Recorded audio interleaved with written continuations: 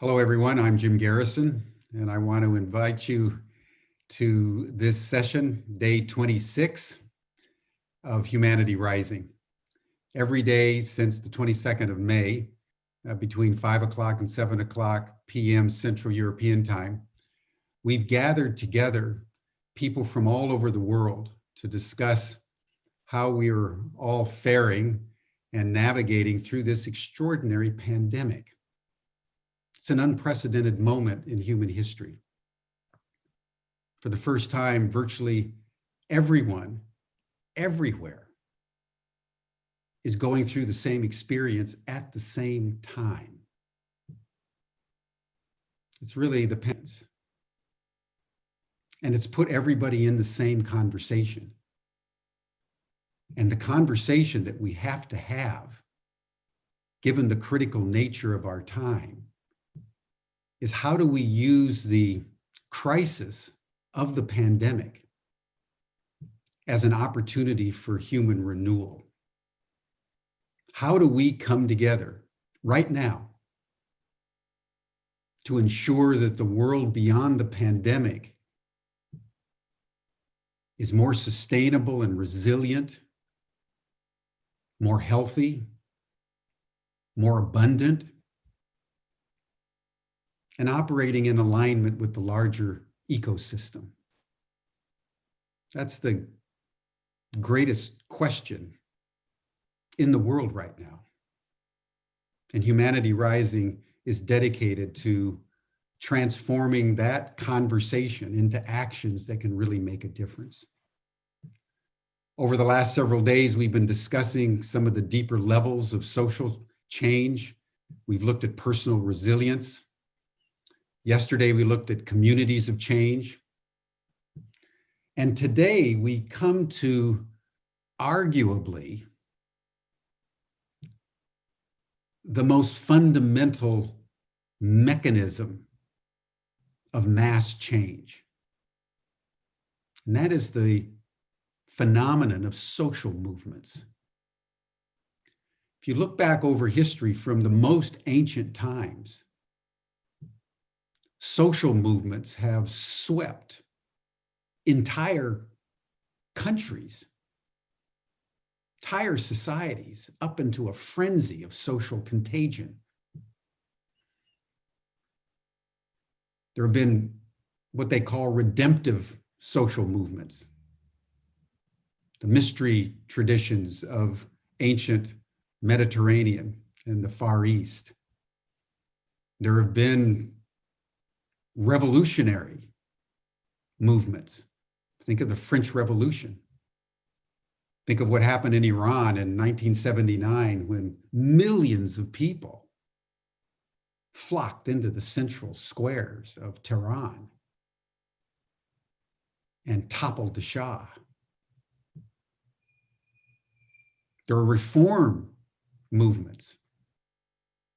Think of Martin Luther King and the Civil Rights Movement, the women's movement, the environmental movement, the gay lesbian movement, movements that are seeking not to overthrow, but to reform. There are alternative movements, like the transition movement, where the point of the exercise is not to reform or to engage in revolution, it's to set up an alternative system off-grid.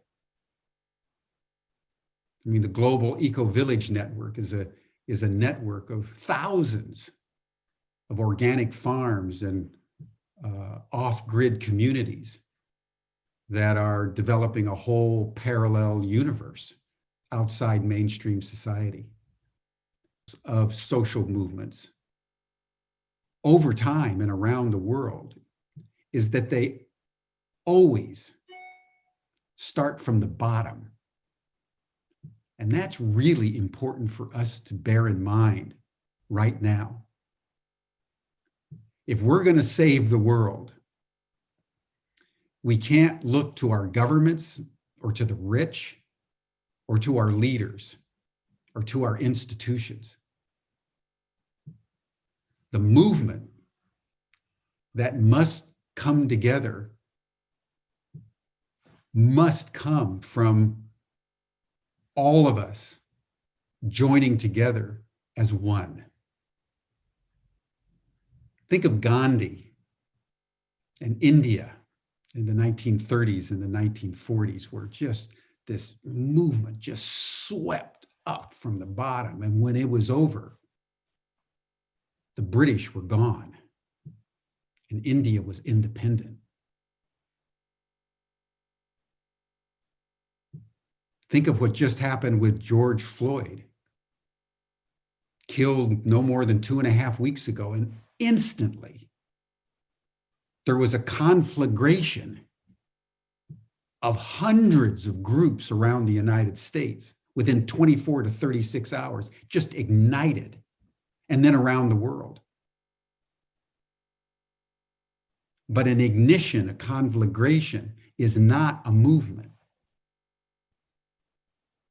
So this panel today is going to be grappling with I would say, the interstices of the central challenge of Humanity Rising, and every person and every organization anywhere in the world that is seeking to make a better world. How do we ignite a community of purpose and action and practice that can stay together and build over time, such that at the end of our efforts, maybe it'll take us as long as till 2030, which is all the time scientists tell us we've got left. We can look back and know that we helped catalyze maybe the first global social movement that sustained itself in such a way that the world was saved and civilization was put on a new basis. I'd like to now turn it over to my friend and colleague, Peter Mary, who's been convening these strategies for change sessions, and he will initiate our program. Thank you, Peter. Great, thanks, Jim, for kicking us off in such an inspiring way as ever. Yeah, I'm very excited about this session today. You know, when I was kind of early 20s, I was involved in the UK in what was Reclaim the Streets, which was a very cool movement that was basically taking over the streets, closing them down, and having big street parties. So pouring sand on the streets, inviting the kids in, and it was all about reclaiming the streets for people rather than just for cars and for nature and things. So I've always been excited by the movements and was very excited when, for example, Extinction Rebellion burst onto the scene. And very happy to have Skeena Rathor with us from Extinction Rebellion today. We've also got Antoinette from Unity Earth, and I'll say a bit more about them when I introduce them. John Bunzl from Simpol, and Jan Golding from multiple initiatives. He'll say more about the kind of movement, in a way, his experience of movements. But yeah, our key question then being, what is it that we can do to be able to make the greatest possible impact in the shortest possible time? And in that context today, the role that social movements can play in that. So very much looking forward to the speakers today, and let's just get on with it. So Skeena, you'd like to go first? Tell us a little bit about Extinction Rebellion and anything, your experience of it, and anything relation to that you see. How are you guys thinking now about, you know, the next phase of really taking it to the next level in terms of impact? Hi, Peter. Can you hear me? Yeah, we can hear you fine. Fantastic. Thank you so much. It's really lovely to be here. There is so much to say, isn't there? This moment demands so much from us, and so much presence, and so much power. So much of our power is being asked for. I want to slow us down, I think, actually, if I may. I want to read something by a lady called Aurora Levins Morale. And it's a little story. And I think actually this is what maybe this moment is requiring a movement of movements around our story. So it goes like this. According to the Passover story, the Red Sea did not open just because of their need.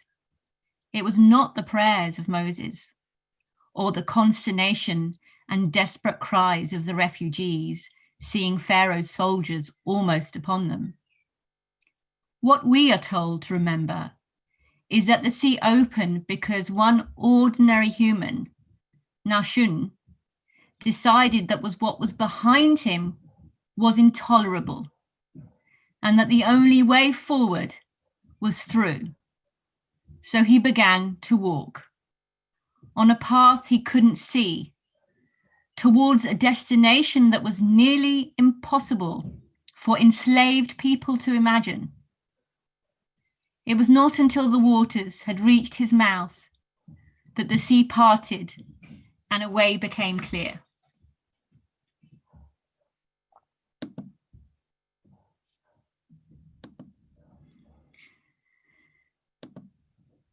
So I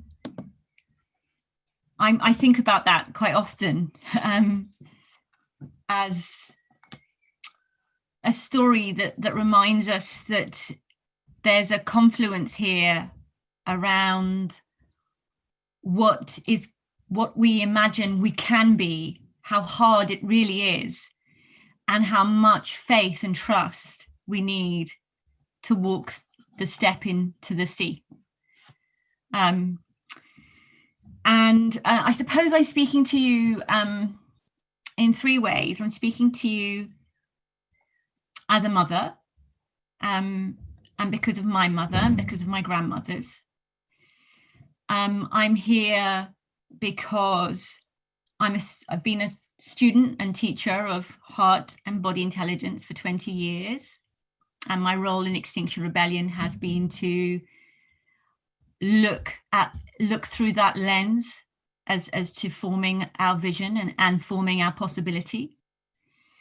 And I'm here because there is a planetary emergency and there's something intolerable behind us that we have to walk away from. And we're about to enter into a great unknowing. There's a great unknown in front of us. And one that looks and feels overwhelming. I want to say something about heart science rather than climate science. So we know that the human heart is 60 times more powerful in terms of its energy waves than the brain. And we know that the human heart responds first to all situations before the brain does. And we know the human heart communicates with the brain rather than the brain communicating with the heart first. And we know the human heart has memory cells and thinking cells. And it has a wave patterning called its heart rate variability. And we know that when we're young, our heart rate variability is enormously plastic. It's flexible like crazy. It's there to bring a child back from anything and everything, really. And as we age and as we experience trauma, that becomes less and less. And there's something else, and my talk is titled The Golden Thread, and there's something else that is on the edge of magic that happens in the heart. In our blood, we have the trace minerals, and one of our trace minerals is gold. And in the human heart, and Thomas Cowan talks about this in his book, Human Heart, Cosmic Heart. He's a heart surgeon. We're able to transmute gold into its purest form of ORM, orbitally rearranged monatomic element. It's perhaps why we're golden hearted. And as this rearrangement occurs in the heart, it becomes a superconductor. And there's a power there, and that's just the end of our understanding. There's a power, there's an alchemy and a mystery there that we know not yet, if we'll ever know. But I have a feeling, and I'll return to it, that it's part of this moment, but also our ability to connect beyond limits that the story of separation allows us to connect into. And I want to go there now. I want to go to the story of separation, because this is more than a 5,000-year-old story, and it's where I think we got stuck. And it's a story around you and I being separate. And there's a story there, so it shows up in its modern way as the independent story, as the baby that actually needs to come out of the womb and become as independent as possible, as soon as possible. It's where we're taught it's about self-discipline, and it's about self-learning, and it's about self-care and self-love.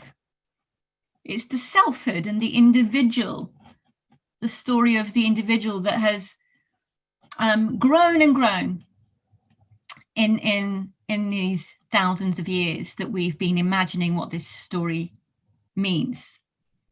And we've been imagining that this story is part of our success because it births competing systems, and it's birthed the market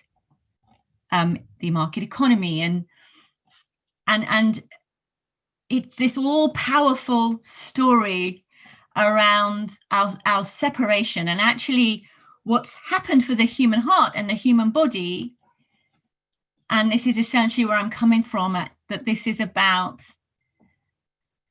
a change of heart and a change of body, and that's the golden opportunity.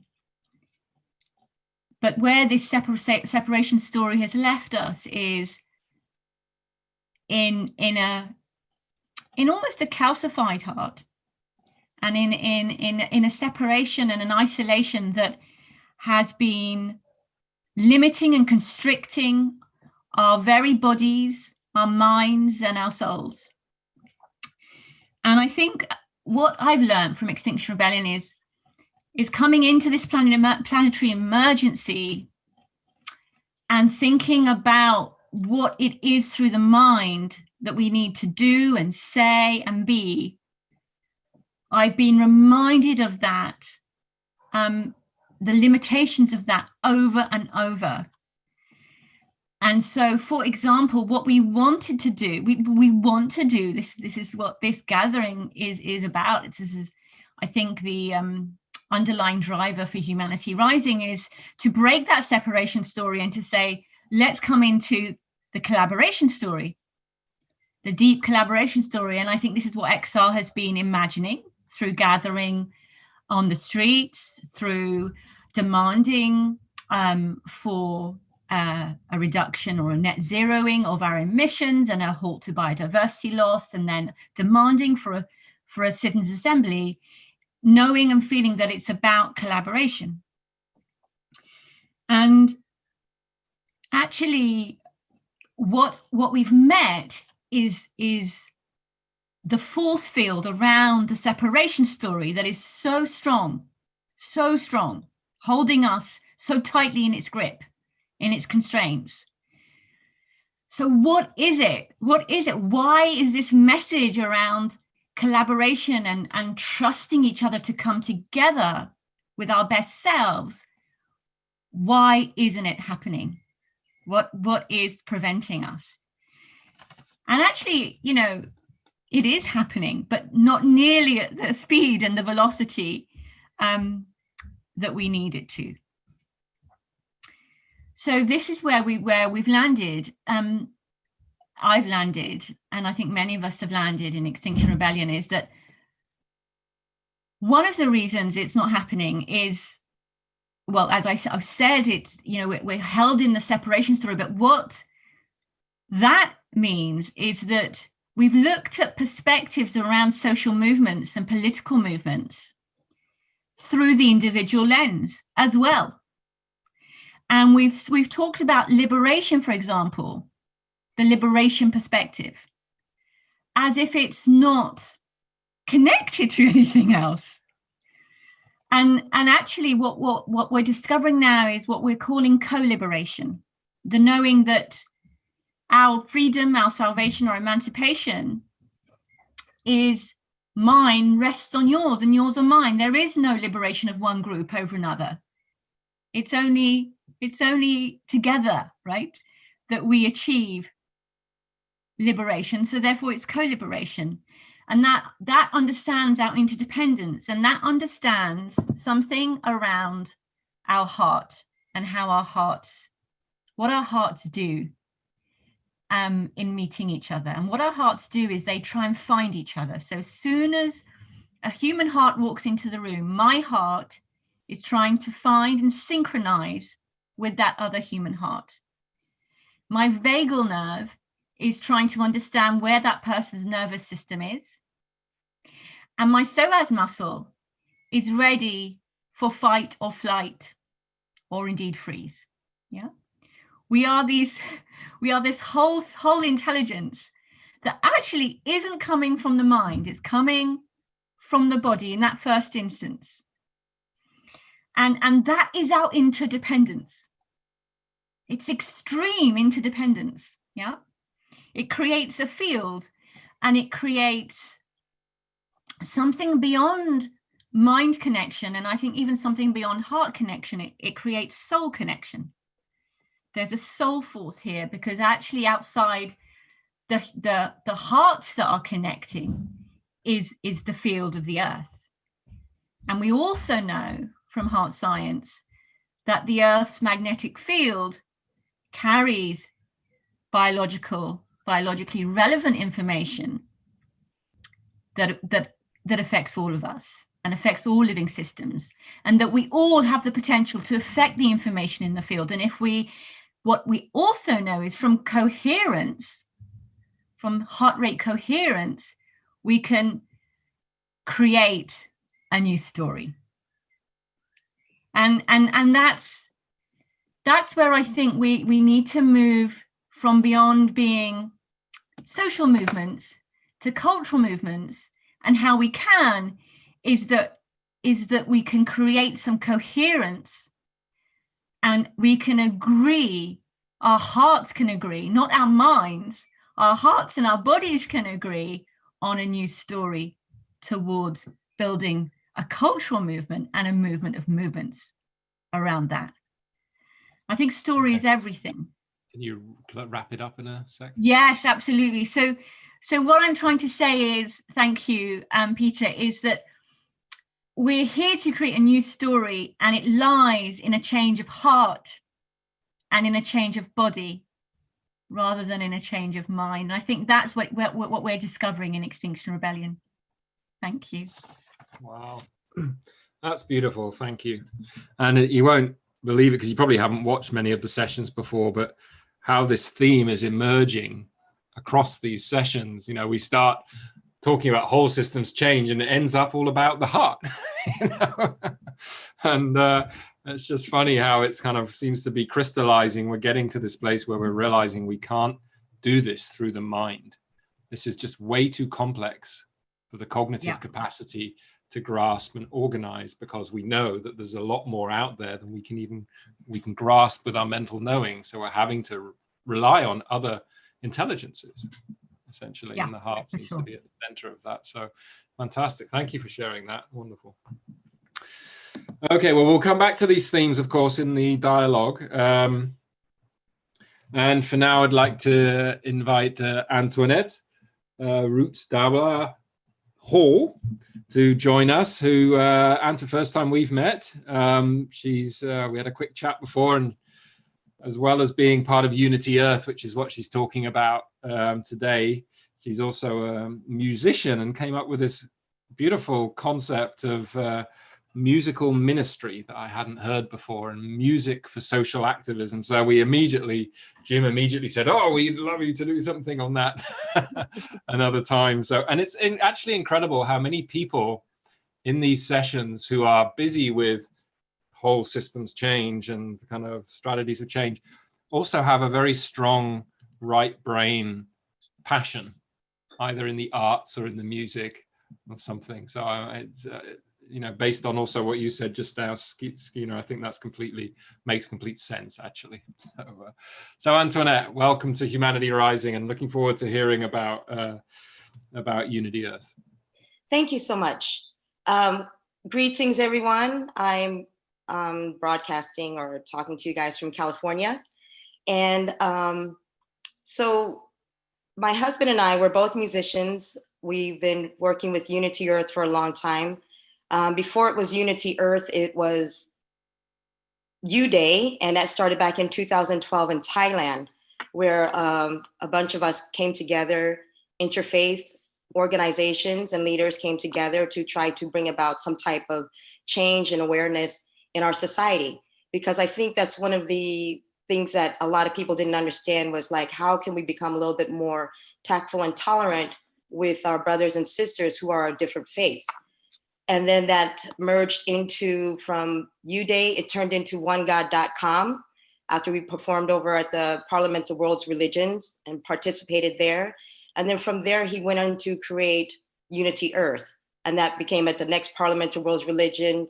And then we became members of the United Religions Initiative. This became like a real awakening as far as what was going on around the world. For us, for my husband and I, we thought this was really just our kind of our own personal journey. Can we all just get along?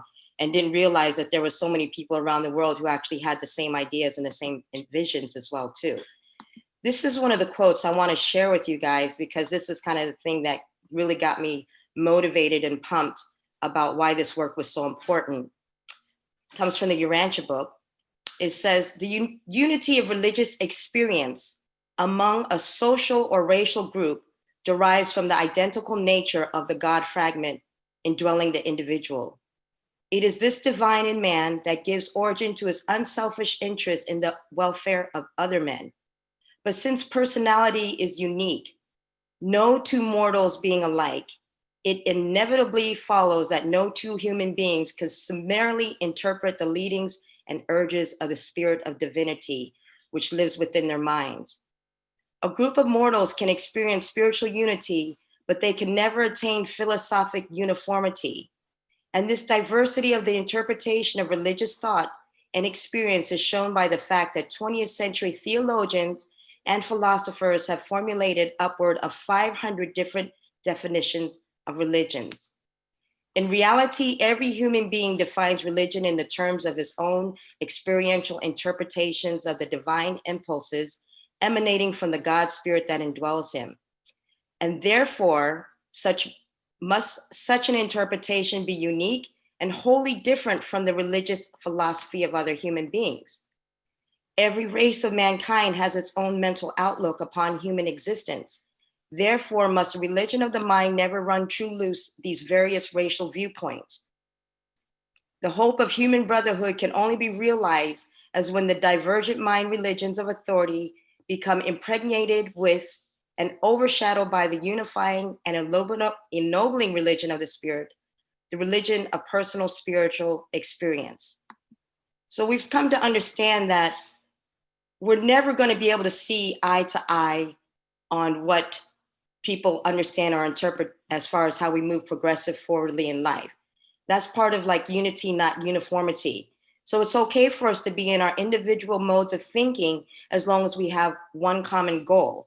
That common goal is the same that everybody else has: life, liberty, and the pursuit of happiness for all people. All right, so somebody said something? All right, sorry, I got disconnected. Anyway, but the point is with Unity Earth and what we're trying to achieve today now is with the different racial viewpoints and minds of all the different religionists. We've come together for U-Day Ethiopia. That was the first time about 50 or 60 of us gathered together in Ethiopia, from Buddhist monks to the Baha'i, to Muslims, to Judaism, to Christianity, to different faiths, for our native indigenous peoples also being represented. And I think that's one of the most beautiful things for people to be able to see is like, look at these people come together without us being actually even saying anything. We did speak at certain places, like at the African Union, but just to be able to see this combination of a lot of people coming together in unity. We're all different people. We came from very many different countries. The last trip was in the Holy Lands, in Jordan, Israel, and Palestine, working with EcoPeace, which is an environmental, because we also believe in saving the environment. And so these three organizations from three different faiths able to come together to try to save the water, preserve the water. Water is life. Water is the new source. It's always been the source of all life. And coming together, and all humans are made of water. So in different aspects between the environment, between the racial developments, and also between the racial and religious developments, that we're all trying to come together and show the world that we actually can come into unity, which leads up to why they're actually doing the World Unity Week that's coming up next week. The 20th is 7 days of live broadcast, 24-hour streams of 100 organizations from around the world of how we can actually come together. Now is really, really the prime time, because as you can see, we have protests in all 50 states, and we have protests happening around the world. This is also an issue where unity is most needed the most, where everybody comes together, because now it's become a catalyst for some real change. We've been talking about change for decades and for years, just like all of the issues as far as the native indigenous rights, as far as the environmental rights, as far as the animal rights, as far as human rights, as far as women's rights. And now we're talking about Black rights and Black Lives Matter right now. This is on the tip of everybody's tongue, and they're thinking about it in their minds, and they're seeing it's now put within their face. So now is the time that we can be part of the change. If we want to be part of the change where we can actually come together, then we can sit there and say, all right, I'm willing to sit down and put everything else aside to come together and see how we move forward from unity. Because if we don't, this protests that are happening now will just be another one, and then another one will come up some years down the road or a few months later or something else. And we've seen that throughout time that not much has changed since they've actually started from the civil rights days. And now that the whole world is starting to watch and see what's happening, they're wanting to get involved. And for the other countries, as I watch like France and the UK and Ireland and Japan, and I was surprised too to sit there and see Japan. I'm like, are they really serious? They're very serious. So if they're serious, then we say, okay, what can we do to come together? I know what we can do, and I'm always open and willing to talk about it, but most of the time, a lot of people never really want to talk about these issues until actually now. Now they want to talk, and now they want to hear. So this is really a good time for all of us to actually be able to jump on and say, all right, we're all coming together, and we all want to be a part of significant change. And when I say significant change, this means significant change for everybody when we come together in unity and not uniformity, because I will be there to back up anybody else in whatever type of rights that they need. You know, for the women, for the animals, for the environment, I will stand with you. I will stand side by side with you. I will hold your hands. I will lift you up. I will push you up. You know, I'll push you forward. Whatever it takes, I'll do whatever it needs to be done to get us into where we need to go. And then the change will actually start by our actions, because we can all talk to each other, but our actions will start to, people will be able to witness and see that, wow, this is how something can actually be done. And we realize that because we've been home during COVID, and then the riots started happening around within 30 miles of where I live. Almost every city was either in some type of riot or protest or burning or looting or something that was going on. And we realized too that we had to get involved ourselves just to protect the people in our community, and also to protect ourselves, because anything can happen. And that's created a lot of different type of division. So we believe unity in the community. And we started a new organization, even though we're in tons of many of them, called Stand Up for Justice. And that, at least that way, everybody can be a part of it, because this is justice for all people You know, it's not just one people, but it's anybody who needs a voice, if they need a platform, if they need something to be heard. So that's what we're currently working on as far as trying to bring people together, you know, with partnerships. You know, we have a lot of partnerships with the URI, with Unity Earth, with evolutionary leaders, and now coming up with World Unity Week. We're just trying to bring it all to come back together and for us to move forward in humanity. You know, humanity's rising. This is now the time. This is really a time to be alive and to sit there and be like, I want to be a part of something that will move us forward and not holding us back. Thank you. Great, thank you very much, Antoinette. A great, inspiring story and movement. And we'll be part of the Unity Week next week. There'll be events going on through Humanity Rising and then connecting out all the others as well. So great to feel this kind of collective emergence going on at this time. So thank you. And as I say, we'll come back when we get to the dialogue stage. And now to introduce John Bunzl, who's someone I've known for a while and admired because he's one of the people who's really thought through how do we bridge between the impulse and the movements and the political democratic system. So how can we actually use the democratic system to leverage the kind of change we want? And John's been at this for years. And I haven't heard like the latest, John, so I'm really looking forward to hearing the latest developments around simultaneous policy.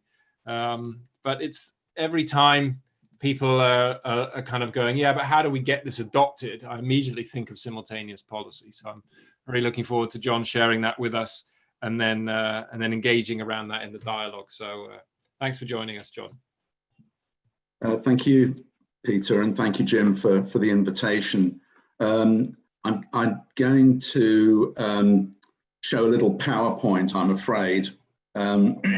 Somebody said that people only use PowerPoint because they've only if they've got no power and even less point or something like that. But anyway, I hope it'll make it clear. Let me just get that up on the screen and share the screen with you. Just a minute. Where are we? Sorry, just 1 second. How do I share the screen? Why is it? The bottom green. Oh, here we are. Yeah, sorry, got it. Here we go. Okay. So,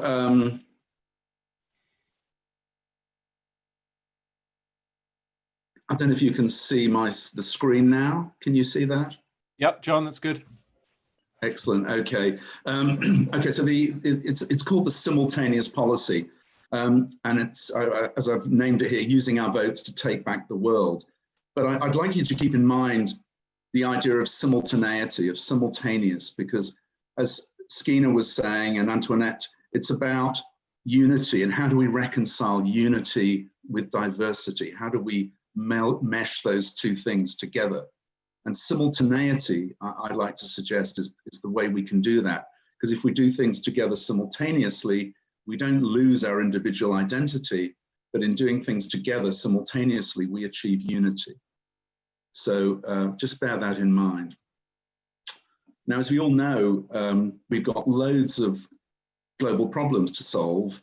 And although I agree with Jim that we can't leave it up to governments alone, at the end of the day, only governments really can actually implement solutions. So the question is, how do we get governments to act? What's needed to drive them to act? Now, the main issue really is how do we make international cooperation in every nation's immediate self-interest? Okay, we can say, well, obviously it's in everybody's ultimate interest to solve climate change, but the problem is it isn't in every nation's immediate interest.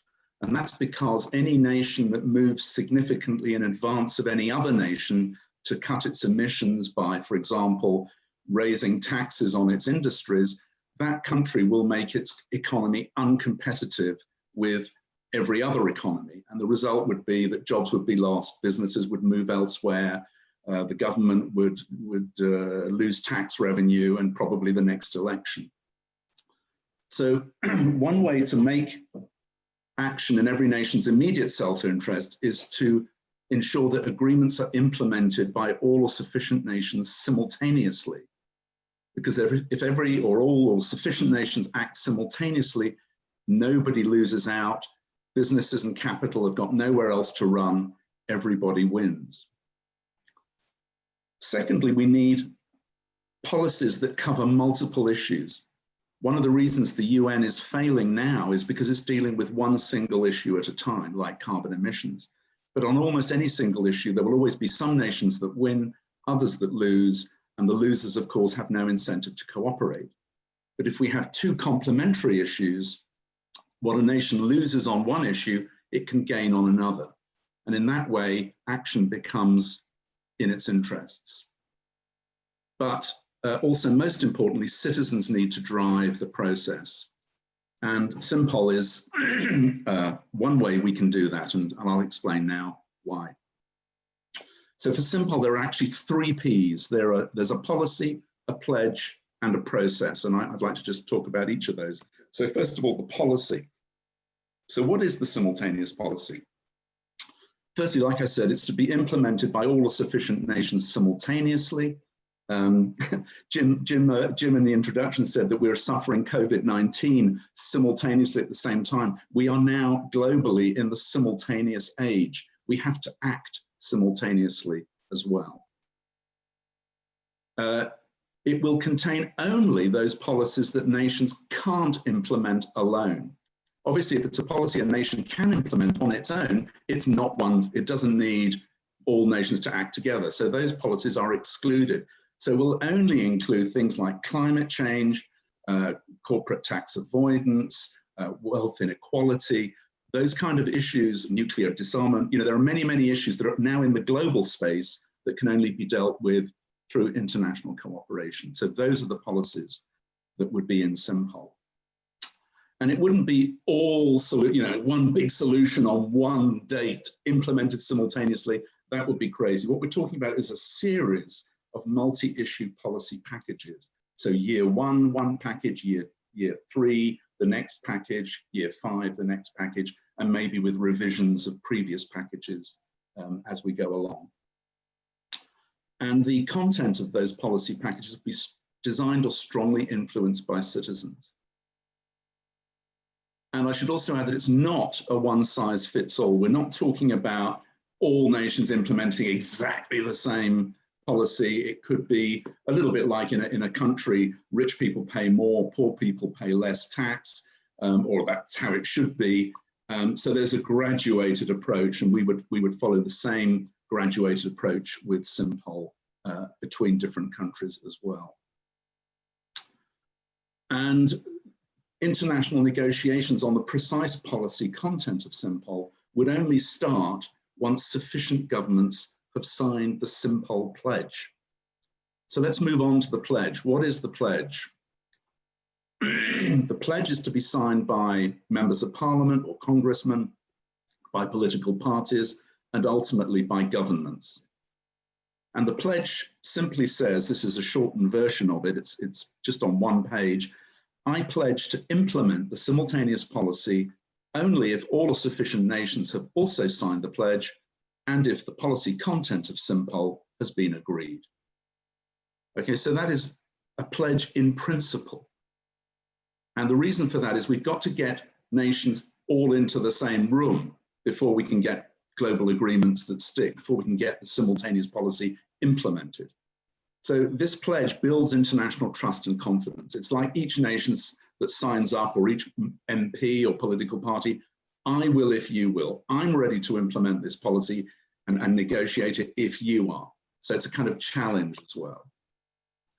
Now, this is the interesting bit. This is where the citizen bottom-up stuff comes in, the process. So how does it work? When ordinary citizens sign on to Simpol, they give strong voting preference at all future national elections to politicians or parties who've signed the pledge. So politicians or parties who sign it gain an electoral advantage, right? Politicians that don't risk losing out. And this creates a very powerful domino effect, particularly in electoral areas or in elections where which are very marginal, where the balance of power or votes between the two main competing parties is very tight, because it only needs a very small number of Simpol supporters to make it in the interests of both to sign up. And we've often had, I'll explain later, situations in the election where once we've got one candidate to sign up, you know, say, for example, the Green Party candidate signs up, then the Liberal Democrat signs up, then the Labour Party signs up. And if it's marginal, the Conservatives have had no choice but to sign up as well. So all of them sign up. So whoever wins, Simpol wins. And you might say, yeah, well, politicians, you know what, they'll sign up to anything just to get your vote, but then after the election, they'll cancel it. Well, think about it. Simpol doesn't get implemented until all sufficient nations are on board. And so there is nothing for a politician to renege on until the date for implementation arrived. And by that time, you know, global problems will probably be up around our necks. The idea of you know, all the world will have signed up to this, you know, everyone will be ready to implement it. So the idea of actually any country or politician reneging on that commitment, it just makes no sense. It'll be in everybody's interest by then to implement the policy. So the idea is we're using this process to get democratic nations signed up, politicians and parties in democratic nations first, get the ball rolling, and then hopefully non-democratic nations will join the process voluntarily. And so the point here is that with Simpol, it's citizens that are driving the process. We're not leaving it to governments. We're not, you know, we don't ask governments, we compel them. And you could say that because of that voting power that we have, we could also be considered as a kind of citizens' assembly, but one that's got teeth because it has the ability to drive politicians where we want them to go. So what have our results been so far? So in the UK election in December last year, we got over 700 candidates from all across the party political spectrum to sign the pledge. And of those, we now have 100 members of parliament in the UK from Green Party, Scottish National Party, Labour Party, Lib Dems, and some Conservatives as well. We've also had similar results in Ireland and in Germany, and we have, you know, some members of Parliament in the European Parliament, Australia, one or two other countries, and so the process seems to work across differing electoral systems. We would love to work together with you. What would we be able to offer? I think the key thing, the unique thing that Simpol can offer is a powerful way to get inside national political systems. You know, because ultimately we need to, Simpol affects elections, but it's not a political party. Okay, so it's a hybrid organization which is highly creative and also much, much more powerful than a political party. It also gives you a way to overcome the competitiveness argument. Typically, global justice demands usually fall at the hurdle where, you know, whatever it may be, maybe it's, you know, how do we, you know, airlines ought to be charged a tax for using aviation fuel. Well, the problem is that if one country does it, then they're going to lose aviation business to somewhere else. You know, so it's again this competitiveness problem, but simultaneous action obliterates that argument. So Simpol gives you a way to overcome that. And so I would describe it as a political approach that complements activist approaches, whether it's something like XR, Skeena, for example, or it could be almost any other. So we would love to talk to you.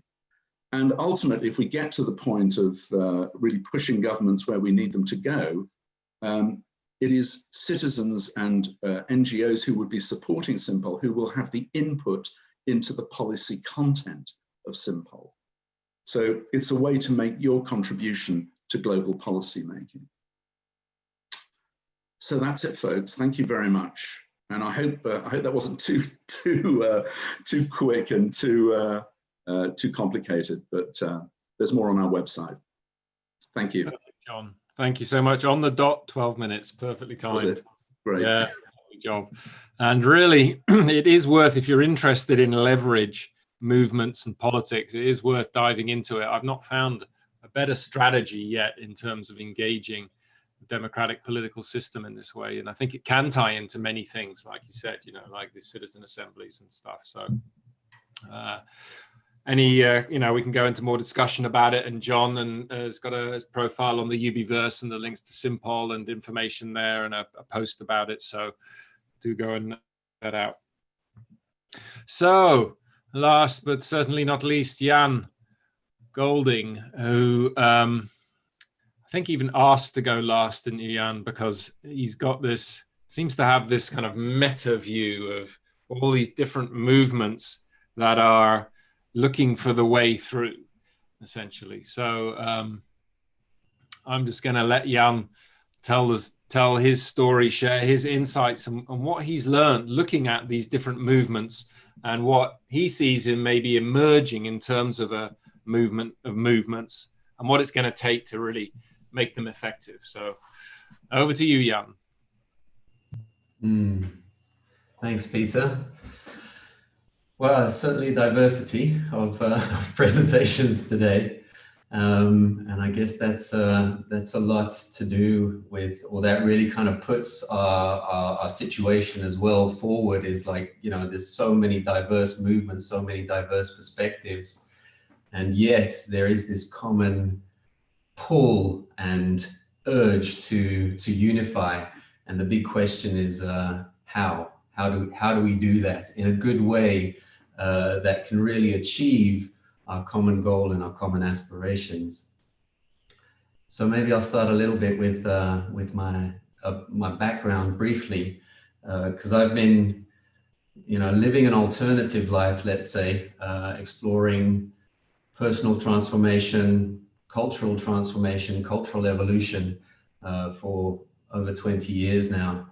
And since about 2010, I've been studying as well, like living. I co-founded an eco-village in South Africa where I was for 9 years.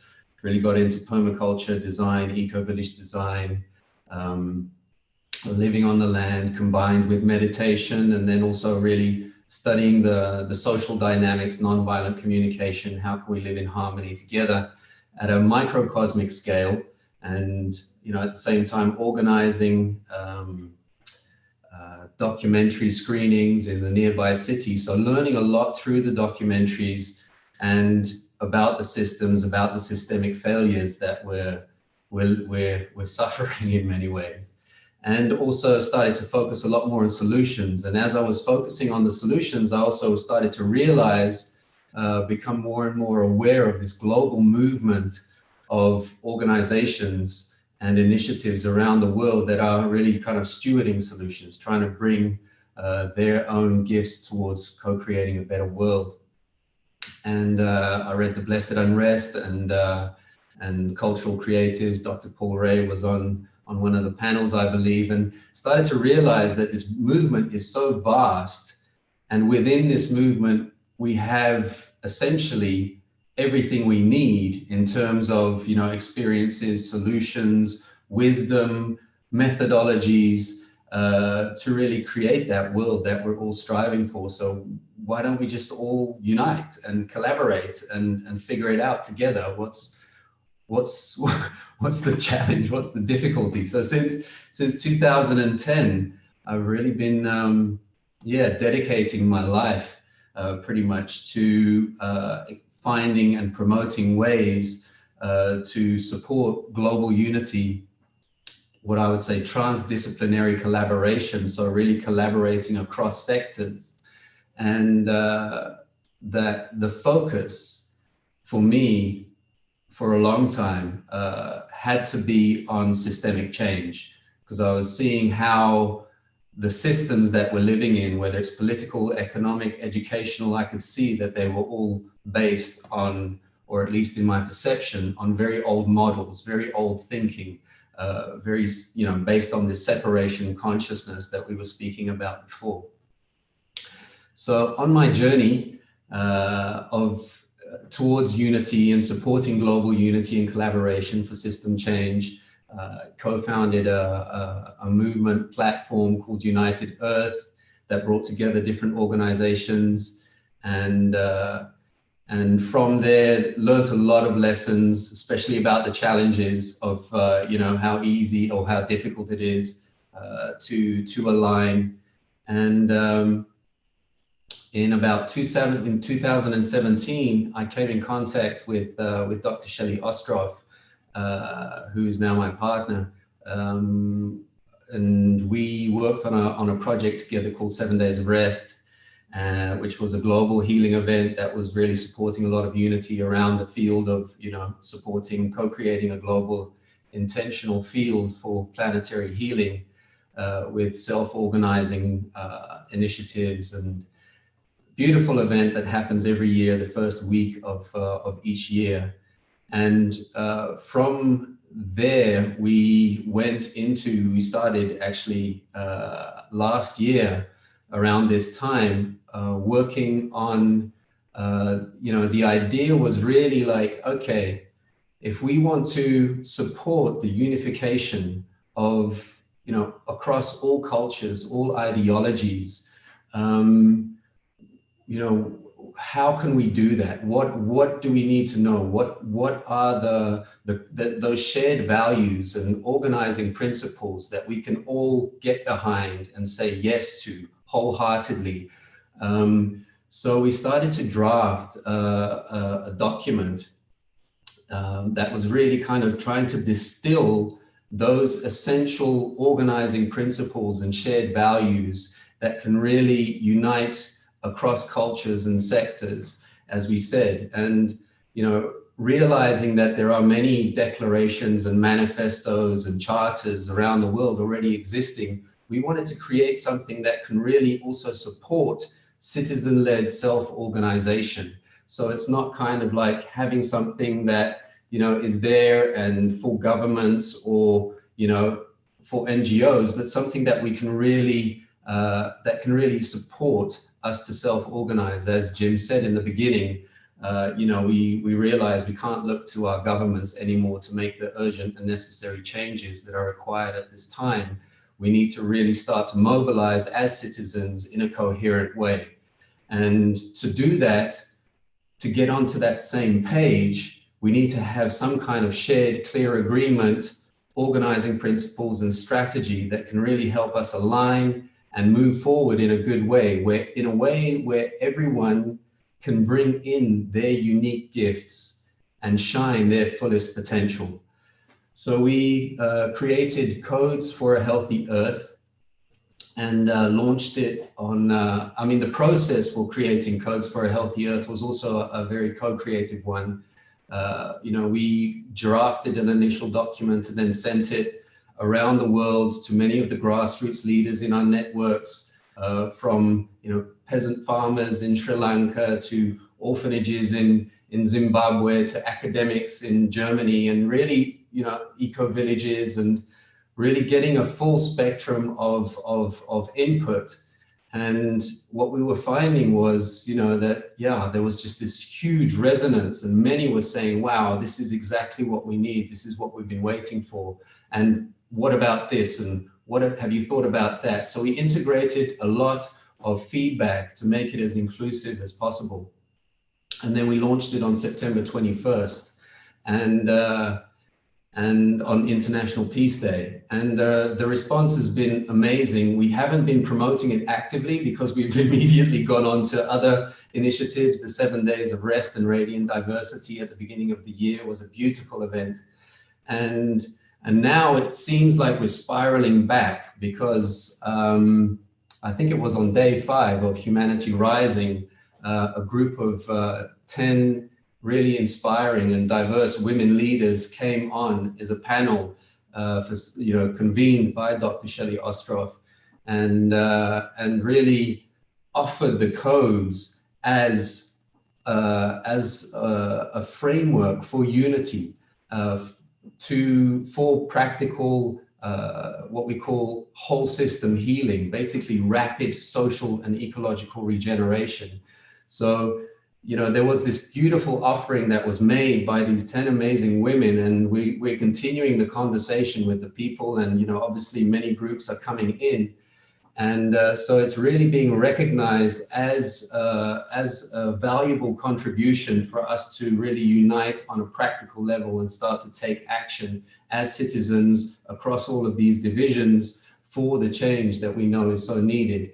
And, you know, the beauty of the codes is its simplicity in a way. It really brings things back to essence, like what is the most important thing? We have lots of talks, you know, politics and economics and all of these things, but what is the real essence of what we need to thrive? Pure water, healthy food, a comfortable shelter, healthy soil where we can grow food, you know, freedom from emotional and physical harm, and the cultural and ecological conditions where everyone can thrive in mutual nourishment with the whole, and not just humans. As most of our systems are very human-centered, we're really thinking whole systems and all of life, because all of life, it needs to thrive for us to thrive. The entire planetary biosphere needs to thrive if humans want to thrive. So it's a very whole system, like I said, what we call a whole system healing framework to inspire and support citizens to self-organize. Now, one of the first initiatives that is actually coming out of the codes that we're really excited about, that has already just been launched in the last days and will be featuring during World Unity Week on World Unity Water Day on June 24th, is an initiative called World Water Law. And the World Water Law basically recognizes that, you know, the legal system, the global legal system isn't global, it's national. And we're not going to change things country by country, law by law, policy by policy. If we are to protect our biosphere in an effective way, we need to have global binding agreements that protect the foundations of life, what we call earth, air, water, fire, biodiversity, climate, and the web of life. And so we're starting with water really as the foundation, you know, the essence of life, the source and sustenance of all life. We are born of water. Ecosystems and human settlements evolve around water. We are 50 to 70, even 99% water at a molecular level.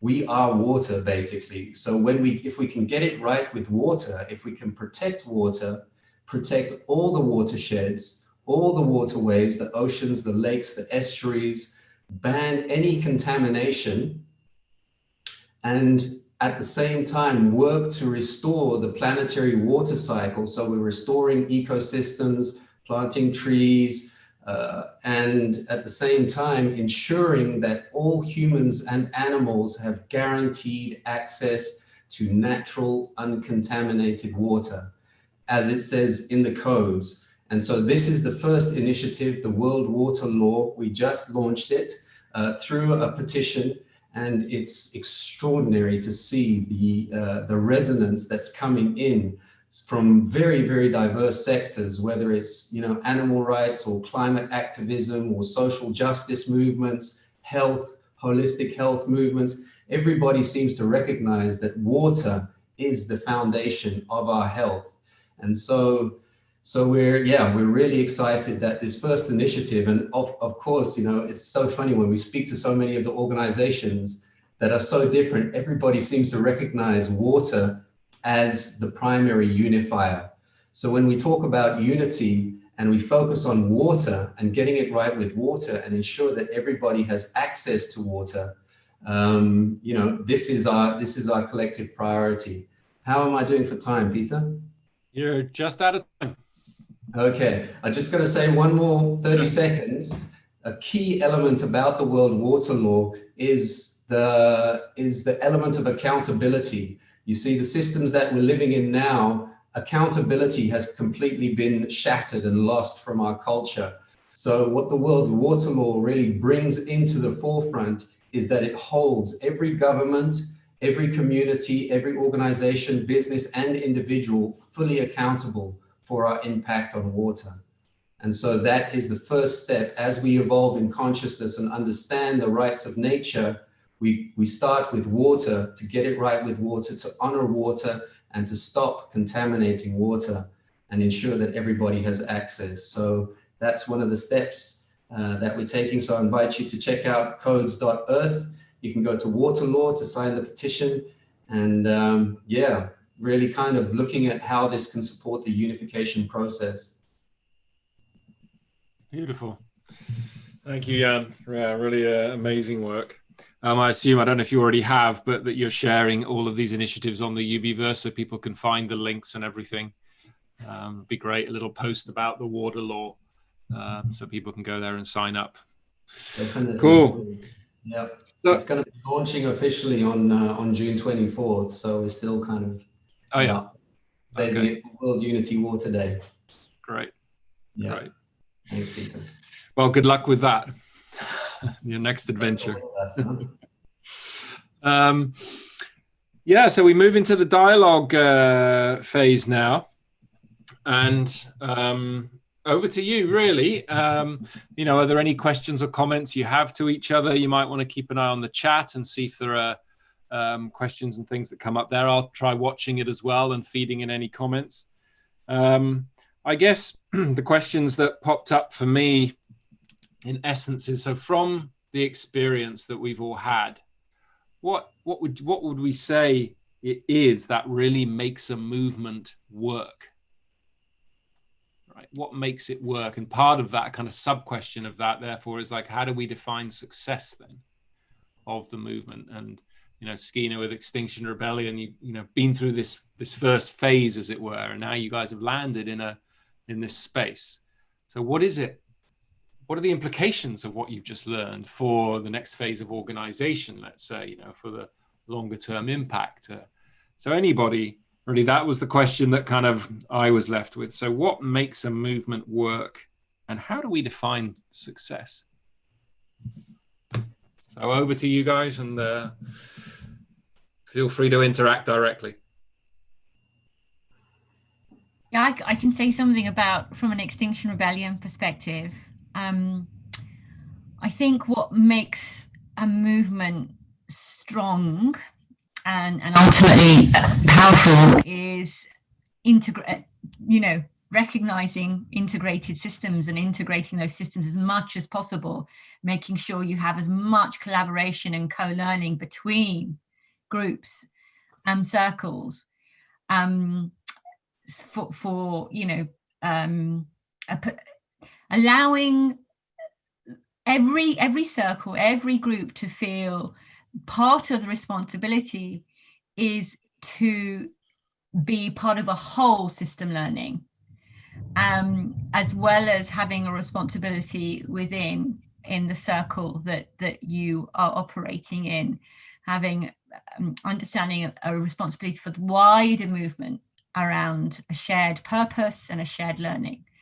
And I think that requires a high level of trust, as well as really well thought out and quite comprehensive mechanisms and agreements, systemic agreements and structural agreements about how that communication happens. And I think one thing we've learned is actually it's really worth having a strong feedback and learning culture and a strong, we call it the self-organizing system. Those feel like vitally important, especially because Extinction Rebellion is a decentralized network. We're a self-organizing system, a decentralized network based on holacratic principles. And so without a strong organizing and feedback and learning, including conflict transformation, that it can get very unstable. It can get very unstable. So I think that's something that we've learned with Extinction Rebellion. I'd like to spin off of what Skeena said as well too. I think that to encourage all the movements that are going on, some of the work that I do with our music is because we have to be in a lot of marketing and promotion. And I was just looking at something earlier where a lot of people send me a lot of videos in my inbox, and I want to tell them, you're preaching to the choir here. You know, I already support you in all of this, but what you need to do is you need to put this on your own wall. You need to share with others who are not seeing, you know, with other like-minded people. I think with people who are all sharing and tagging each other, I tag a lot of people. My husband does the same thing as well too. If he wants to get a message or a word out, he's going to tag about 99 other people. That's the limit on Facebook. And then we just tag others and have everybody else tag others, so that way other people can actually see. But this is part of lifting each other up, because if we only speak to ourselves who are all in agreement, we're not really reaching a broader community or a more diverse community. So we want friends of friends to be able to see, who are not exactly aligned with what we're trying to share. It's not that they're actually going to disagree, because we basically all want the same things anyway. You know, as far as with the water, you know, who's going to disagree with the water? You know, there's no argument there. But yet, if you want to get more people involved, so we all sit there and say, let's just tag everybody with this water. Let's get more people on board. Let's continue. They call this grassroots organization, grassroots, promotion and marketing. So with all of us collectively here, because I see there's like 144 participants, but even if we all tag 10 other people, we would already have 3 times the amount or 10 times the amount or anything else like that. So whichever agenda that we want to support each other on, we should always just include each other. And like she said, with the feedback as well too, because, you know, each one teach one, it will only grow stronger. It will only get bigger, and more people, there'll be more visibility, you know, and more susceptibility for people to reach out. Peter, I just wanted to answer your question about what defines success. I mean, I think ultimately it's got to be getting governments to act. At the end of the day, that's what's got to happen. And I think the key thing really that people have to understand, or their consciousness needs to expand to a truly world-centric level. And the reason I say that is because if you look at almost any of the global problems we're facing, none of them can be dealt with by any nation alone. And therefore pressuring individual governments to act just ain't gonna happen. You know, it's got to be a transnational or global or simultaneous kind of approach. And I think when people understand that, you know, because at the moment our consciousness the glasses we're looking through are national for most of us. What we need is global glasses. So we see the whole system, we see the whole picture. And when people start to see that, I think they'll realize that global cooperation is the only answer to getting governments to act.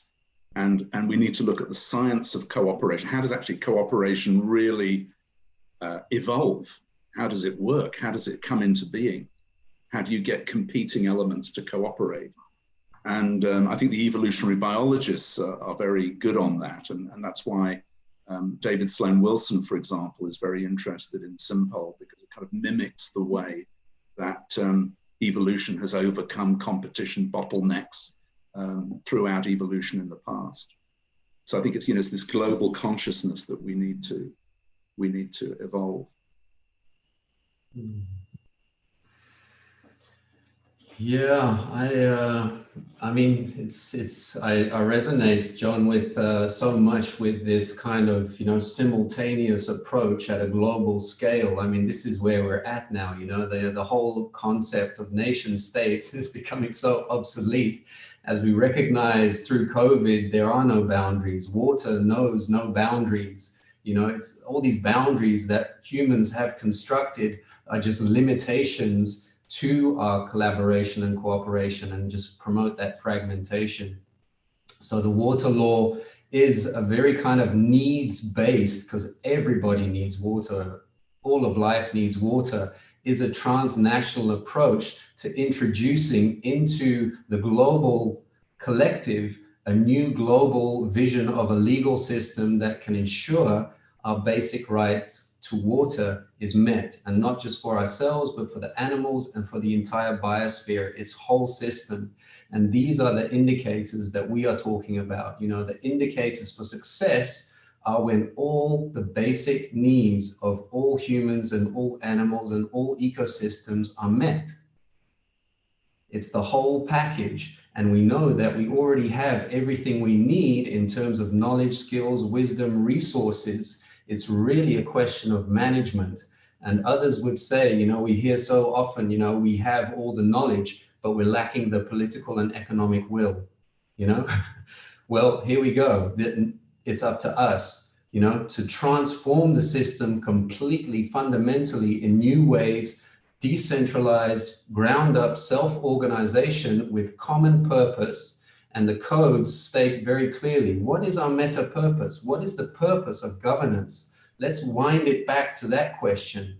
What is the purpose of governance? The codes say the only legitimate purpose of governance is to protect and cultivate the health and the vitality of the planet and all its inhabitants for generations to come. Now, if we can align around that and create new governance systems around that, things will transform completely because we're aligned in a completely new set of priority that prioritizes all of life. So, John, do you reckon, so something like the water law, which, as I understand what you're doing, and is you're also globally kind of sourcing that intelligence of what should be in that as well. If something like that emerges, that's the kind of policy that could go into a Simpol process, right? Is that right? Precisely. I mean, it's a little bit like I'm over 60, so that's my excuse. So I use old style analogies, Peter. So if you imagine a horse and a cart, the cart is if you like, what needs to be done? Like we need a water law, for example, but we also need a horse, because otherwise you need how do you deliver the policy? And Simpol, if you like, is the horse. Potentially, that gives you the way to get into national electoral systems, to drive the politicians to implement what's in the cart. So I think that's the rationale, I think, for putting together things like what Jan is doing, which is excellent. I think water is a brilliant and so fundamental, but we need to put that together with the horse, and then we're going somewhere together, you know. So I'd love to talk to you about that at some point. Right. Just to come round to a slightly different topic, in a way, one that stuck with me from Skeena's story, where you say you've landed in this place around, you know, because this is a theme that's come up through the strategies session. We've landed in this place where we realize that our minds and our cognitive capacities are simply inadequate to dealing with the scale of change that we're facing. You know, I mean, the scientists say we can only understand 4% of reality. The rest of it they call dark matter and dark energy, just because they don't understand what it is. But we do know that through other intelligences, we can access that kind of information and knowing. So that's fascinating to me. And I'm wondering, you know, you say a number of you have kind of got to that space in Extinction Rebellion. Have you kind of maybe, I was going to say thought through, but maybe it's more felt through the implications of what you're feeling about all of that now for the movement as a whole? And then, you know, happy for anybody else to jump in as well, but really interested to know in that space you've landed in, because I think there could be deep lessons for us all there. Sure. Thank you. I thank you, but such a great question, Peter. I'd like to connect it to what happened in my body when I heard Jan and John speak in the way they did. And what happened in my body is this tightness in my stomach that thought, hold on, as I understand it, we've burst through 9 of our 15 tipping points. We're in runaway climate breakdown. The Paris Agreement is null and void. We're going to be at least at 2 degrees, which will take us into a tipping cascade of 4. It's an inhospitable Earth. It's a hostile environment. We're trapped in trauma. And if we're thinking we can use the legal system and the political system as is to make these rapid transformations that we need more than urgently, then my body goes into a trauma response, actually. I just feel tighter. I'm not saying there aren't parallel tracks. I really appreciate the intention and the vision that Jan and John are holding, right? And we need it. I'm not saying it's not part of this whole beautiful puzzle that we all need to create. But I am wondering about how my contraction reflects that these systems that are our political systems and are our legal systems, how much they are already so contracted that the scale and depth of change available through those systems isn't really what I would call meeting the need. And I think what I'm trying to say is, and what we're doing now, so I'm leading a project through the Guardianship and Visioning team called the Co-Liberation and Power and Leadership Project.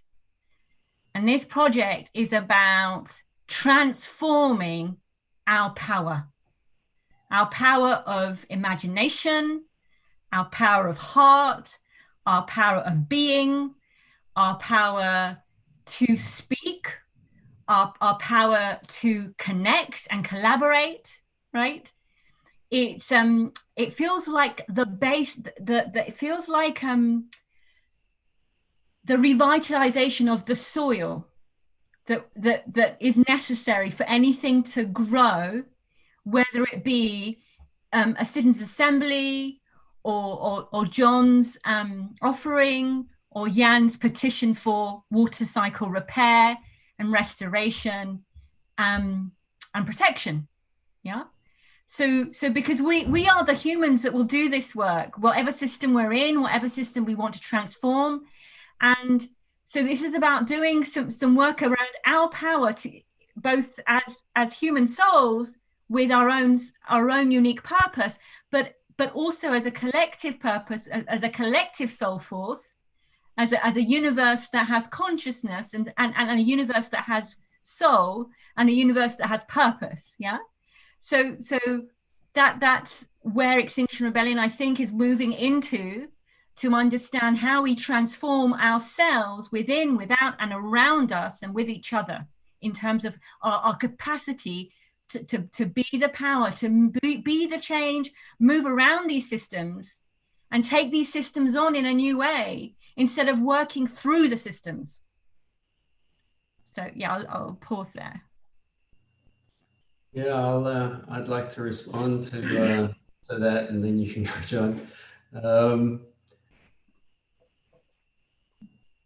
The way our approach, I mean, with the codes is actually not going through the system at all. I don't know. I'm really not sure where you got that from, Skeena.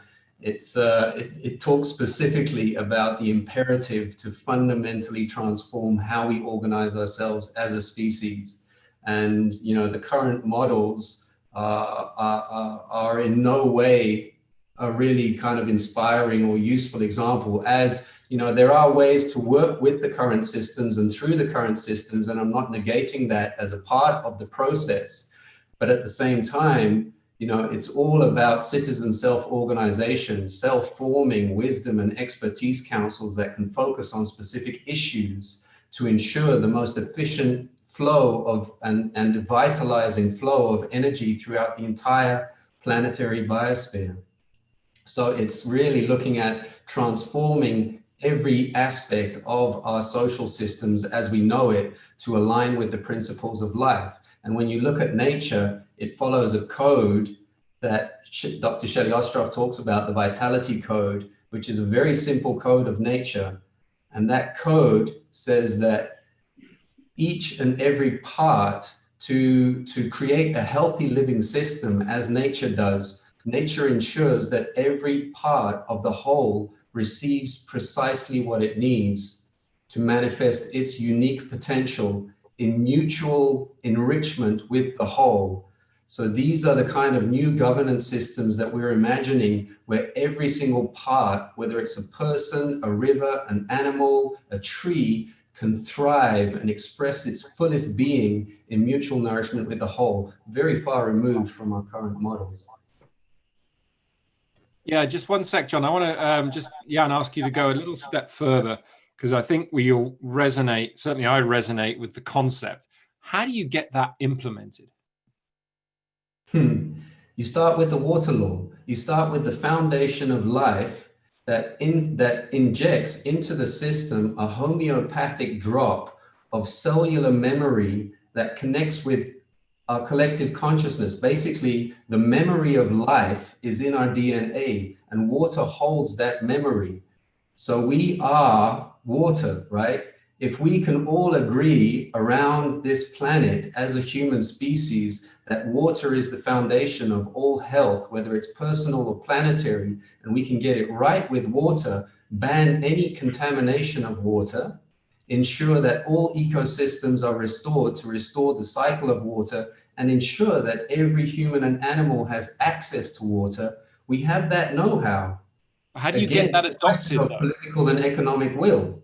So if we can practically unite around that, gather the solutions, gather the examples, start to have conversations around the basic needs, that's how I would see it starting to be implemented. So if I just to make sure I've understood it, so you obviously there's the content of it, and then you start by engaging people in conversation around the content, trying to raise awareness around it, and then hoping that somebody picks it up and tries to get it through their legal system. Is that the route it would go, or through the political system? Or? We can approach it at all angles. Essentially, this is a bottom-up movement, right? Water rises from the bottom to the top, but we're not negating the top. We can approach it at all angles. We're not dependent on the legal system. We can go through the legal system, but at the same time, we're saying that the legal system needs to be fundamentally transformed from nation legal systems to planetary agreements, international binding laws that protect the foundations of life. Okay, John. Yeah, I just wanted to come back. I mean, Skeena, you raised a really good point about this sort of tension between working through the apparently rotten existing system and, you know, why would one bother because it's rotten, you know.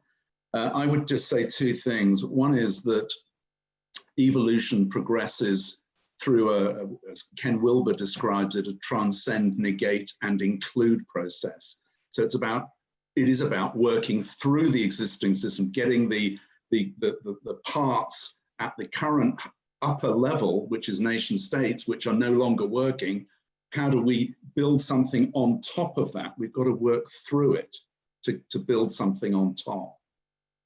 But the way you do that, and this is why I think so many activist movements have struggled, is because they're immediately said, well, we'll have to create a political party. But then as people like yourself, I think, would quite rightly say, yeah, but then you're just part of the system. You're just part of the rotten system then. But that's why Simpol is so unique, because it is not a political party. Instead, it drives the existing political parties to do what we need them to do. So it works through the system without being part of the system. So it's what I mean about being a hybrid kind of organization. And I think the results show that it works, and it works across parties and across countries, or potential, you know, the early indications are.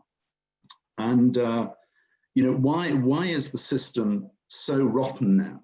Well, it's because of what I call destructive global competition.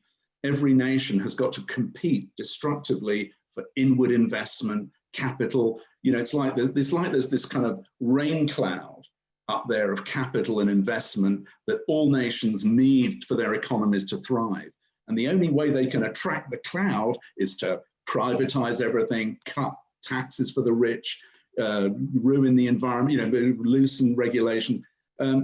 So the problem is destructive competition. And that is why nothing is changing, because whoever you vote now, whoever you elect to govern, has to keep their country internationally competitive. And that means they've got to adopt pretty much the same narrow policies as everybody else. That's why Simpol moves above that, because we're talking about simultaneous implementation, which converts what would be not in a nation's interest into a nation's interest because it's being done simultaneously. So it overcomes that destructive global competition vicious circle. And you know, so I understand why people want to kind of reject the existing system, but I think the answer is, how do we cleverly transform it through the system without being a part of it? Right. Thanks, John. Yeah, I have got another question that's emerged, but Antoinette, before we move on, was there anything you want to say come in yet? Because you haven't had a voice for a bit. Or are you just listening and enjoying? I totally agree with John, because I don't know how many of you guys are actually over in Europe, but I'm in America, and we have what we call the lesser of two evils, you know. So we're kind of really stuck in a very hard place. And I totally agree with him that if we're putting together the things that, if as far as policies, instead of political parties, because this is the division that we have in our country, and why our country is on fire, is because people either adapt with being a Democrat or being a Republican, and they have to sit there and stick by those two things instead of, you know, the actual policies. When I actually found out, when you take the test, like, what do you actually belong to? It turns out I belong to the Green Party. You know, that's a total different thing, because, you know, I believe in the environment, I believe in animal rights, human rights, you know, all these different things. And when you ask a lot of people, we actually have the same things, but because they're very, very stuck within the conservative or the liberal party. But when you have to get, like here, I have to get to know the people I'm working with. We cannot do this by ourselves. We have to work together. So that means I have to work with conservative beliefs and I have to work with liberal beliefs, but we have to find this commonality to actually work together. So we do need a new implementation. We do need something that's actually going to bring us together, and then we'll be able to stand together on the global scale with all of the other countries as well too. But right now, we're a nation divided, and we've been a nation divided since the inception, you know. So yes, definitely new step. Let's do it. Yeah, I mean, that's right. I mean, for example, you know, there are people right across the political spectrum that care about climate change. I mean, let's say, just for example, you take someone on the right who's very concerned about immigration and national identity and these kind of things. As you know, I wouldn't say you're Trump supporter, but someone who's sort of moderately right wing and maybe is concerned about that. If we had a simultaneous policy whereby proper taxes could be raised on Google and Facebook and multinational corporations, and some of those funds fed back to developing countries, people wouldn't feel a need to migrate. They could make a decent living at home, which is, after all, what most people want to do, but they can't. And so with, you know, something like Simpol has something to offer to people on the right as well as to people on the left. And I think, you know, we need that, because otherwise, as you say, Antoinette, in the US and elsewhere, we're just going to have this polarization, and that is going to lead ultimately to us all going down the tubes. So we've got to go up to a new level of you know, in a global, like Jan was saying, a global view where we can reconcile those polarities. Skeena, I know you're wanting to come in. Thanks, John. I'm gonna drop a question in as well, which you can feel free to respond to or not. But I was thinking through the implications of what you said. If we assume, and you know, we may not, if we assume that we don't have the time to work through the current systems, as John is suggesting, because, you know, theoretically, conceptually, I agree, John, it makes sense. If we don't have the time, what's the alternative, right? And the only thing that came to my mind was, well, then from the bottom up, we have to try to implement the alternative policies, the alternative ways of doing things, and go as far as we can until we bump up against the existing law, and then see how the system responds. Right? There was this lovely quote Meg Wheatley shared with us once from a nun. She'd heard it, and she had this principle, which was proceed until apprehended. proceed until apprehended. So is the solution, one way of doing it, thinking let's kind of, if we were to design these, our transport, our schooling, our education, our whatever ourselves, and just start doing it, how far could we get, right? Until we hit the current existing legal system. And if we had built that momentum, are they really going to say no? If we've built that kind of energy, aren't you just going to end up getting huge civil resistance to something that's proving itself to work? So what's the is that realistic in any way? And anyway, that's what I would say. John, can I just go to Skeena? Can I go to Skeena first, because I know she's been waiting to come in. Thank you, Peter. I really feel you weaving coherence between us. I really appreciate what you're bringing and how you're bringing it. I'm reminded of what Jim said at the beginning. He said something like, we're all having the same conversation globally. We're all having the same experience. And I'm going to name, for me again, the privilege when you can say a statement like that. And I often say statements like that, right? Where I'm in this I feel like I'm in this shared experience with humanity, because I am actually, because we are. So that it's true and it's not true. We're not all having the same global conversation, and we're not having the same experience, because there are the global south and there are communities in the world that are in a staggering amount of suffering, a staggering and overwhelming amount of suffering, of and harm and violence. And this conversation is taking me back into my trauma body around my racialized trauma, right?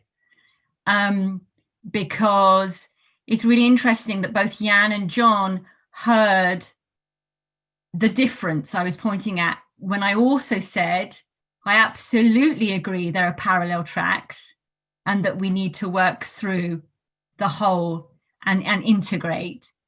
And what I'm trying to say to all of us is something around, Peter, what you were saying, which is how do we do this in a way that brings us together with a relevancy and with an efficiency that meets the disintegration and the suffering and the harm. And my reaction is to the word petition, even though I know petitions. I've been signing petitions for years, right?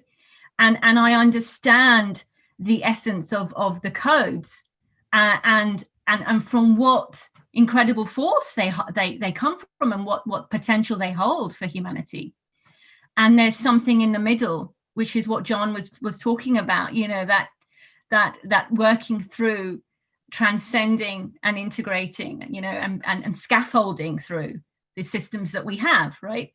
And what Extinction Rebellion is saying is, look, it could be really, really simple. And this is, we could just become a movement of movements around a unified purpose in terms of trusting the people to come together in sectoral, local, national, and a global citizens' assembly. And we can use, John, elements of Simpol, right, to make that happen. Yeah. It's like I say, I love that you said that there's a horse and cart here that's needed to get to, yeah.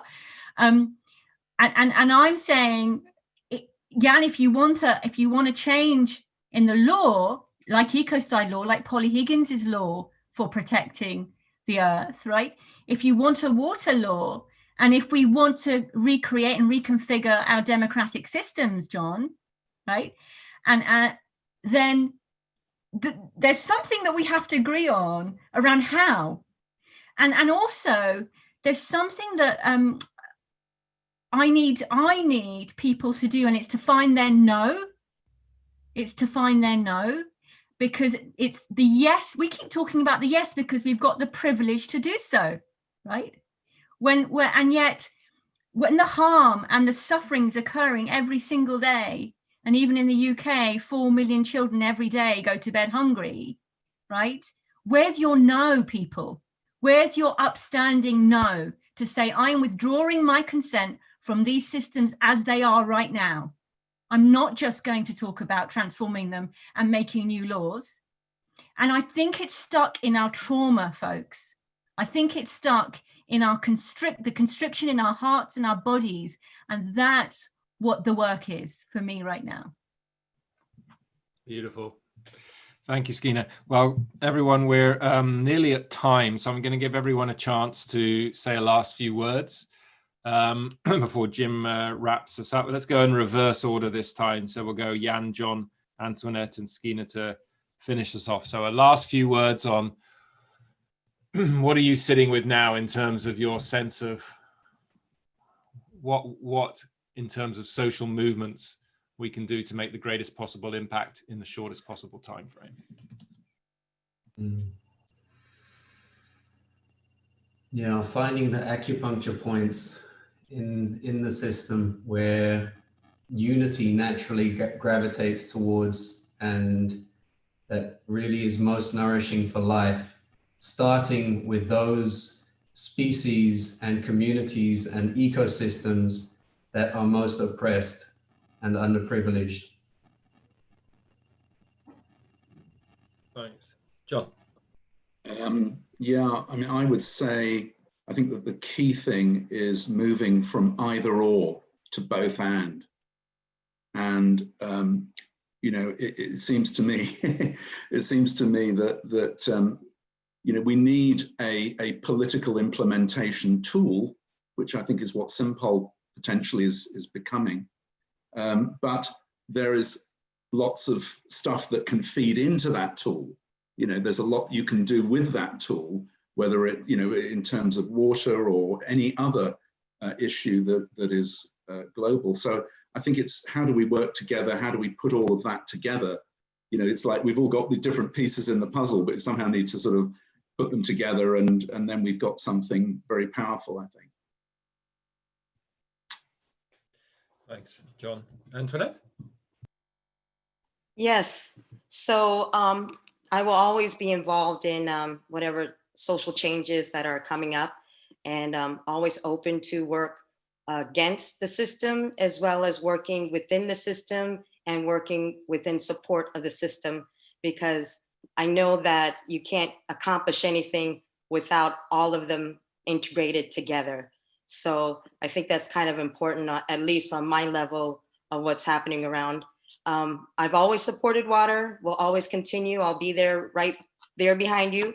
And same thing with the Native Americans, Indigenous people's rights, LGBTQ rights, women's rights, all of the rights out there. And right now, like I said, while my country is on fire and we're going through like an emotional trauma birth that is happening all over right now, Black Lives Matter. So I'm going to be focused on that, and also with social justice as well too, because I think a lot of times some of these movements and changes haven't really happened because we're not looking back at what's been happening before in the past. You know, so we don't necessarily have to reinvent the wheel for a lot of things. There's things that we do need to reinvent the wheel for and try different approaches. But I also think that we also need to look back at history and what's been happening throughout history and throughout all the different countries and within our own countries and within our own regions as to why we're even at this point. So now that's where I'm at, is to keep addressing that social change that actually needs to occur, because if it doesn't occur, there's going to be more life lost, and there's going to be more violence and destruction. And then without the cooperation of people, of seeing equals as equal and humanity, then we won't be able to come together to work on all the other issues to sit there and heal the world as well too. So that's where I'm at. Great, thank you, Antoinette. John, Skeena. Thank you. Wrap it up. Yeah, everything that's been said. And I think, you know, the real test for me lies in us being able to, as John kind of said, you know, hold the paradox, and know and reach out across our the places where we think we're right, the places where we think we got it. I got the codes. I got the slogan. I got the movement. I you know, I know how to fix this. I know how to change this. That for me is the paradigm that we need to transcend and transform. And that is all of us being able to speak from our hearts, from a very open space in our hearts, and to really let each other in. And it's actually, for me, this is about, when we talk about transcending and we talk about codifying what's needed, that for me is about raising the vibration of love. That's just, we need to lift the vibration of love. And there are ways we can do that. We find that together. That's a co-discovery. And that's the co-learning that we need to do right now. So thank you very much, everybody. Beautiful place to leave it. Thank you, Skeena. And certainly, thank you all very much. This has been a very honest conversation around, you know, the questions that we're already sitting with now in terms of our impact, right? And are we dedicating, are we doing everything we can and being as efficient as we can in terms of the kind of impact we want to make in this very uncertain context? I've certainly got some insights that are starting to percolate through in terms of how we move with Humanity Rising into the next phase. Right? How do we move from a network, which it is at the moment, into community of practice, into system of influence, you know, these phases? What are the next stages there? So grateful for that, and looking forward to circling back to all of you later on to bounce some ideas off and see how we might actually deepen this a bit as we're going forward, because Humanity Rising is not stopping with its rising. We thought it was going to be a month, and now this is just seems to be an ongoing process with lots of energy to it. So looking forward to coming back, and thanks for showing up today. And hand off to Jim to wrap it up for today.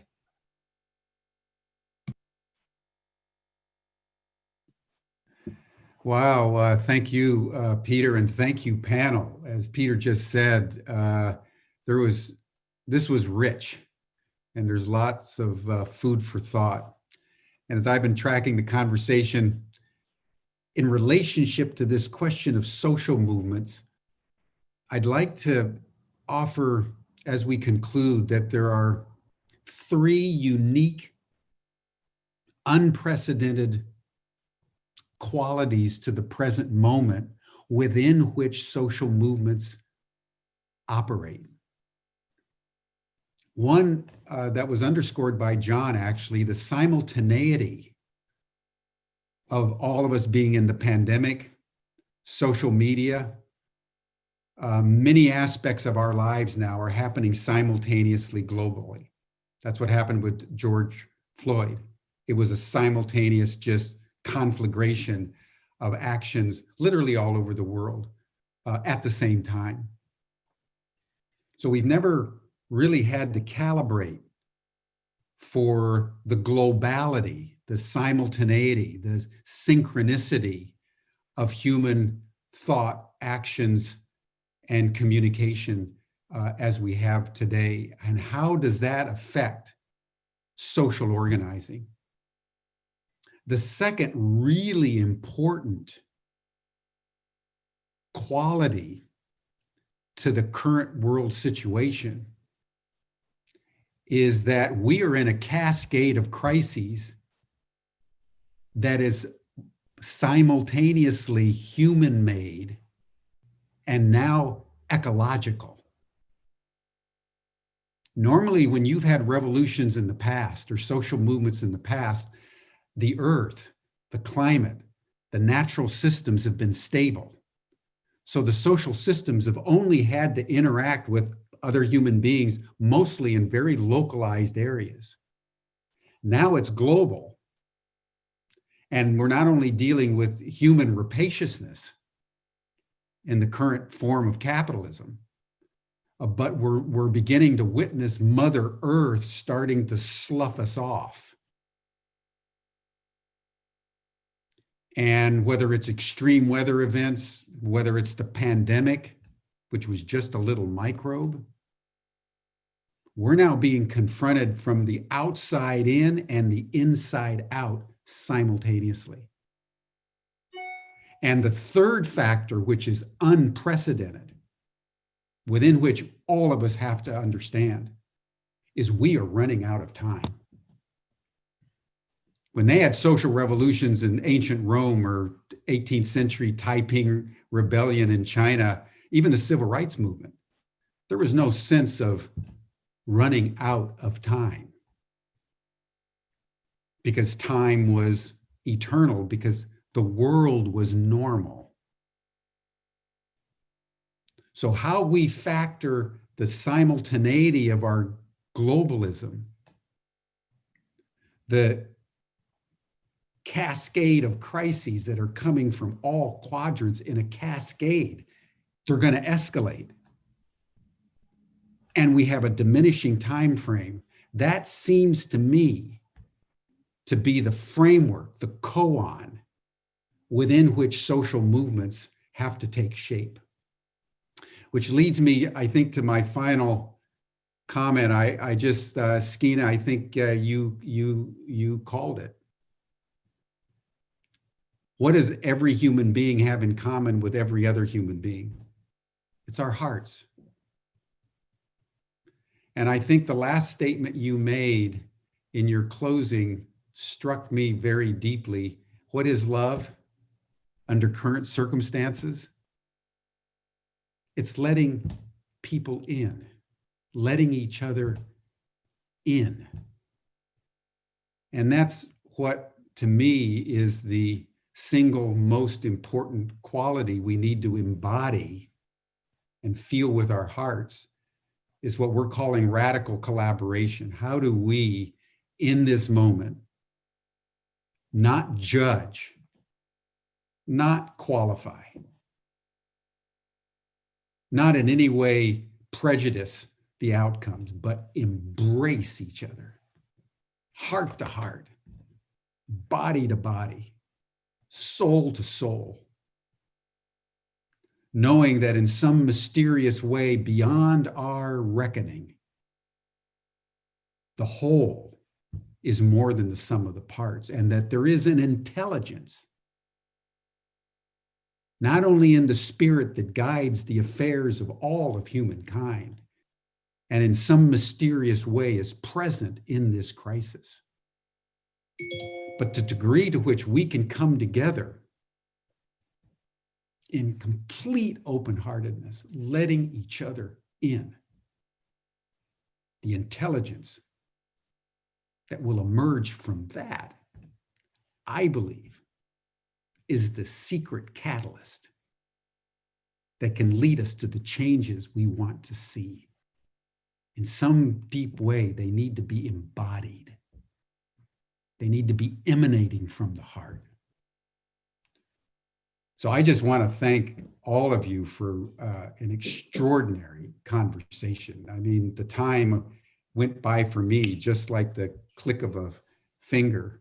And I just want to thank everyone. And I just to look ahead for tomorrow. Tomorrow we're going to have a pause, and we're going to have a dialogue with one of the great social movement activists of our time, Vandana Shiva, who, as you all know, is from India, has been working tirelessly in the anti-globalization movement, in getting Monsanto out of India, in empowering farmers and organic seed makers in that Indian subcontinent.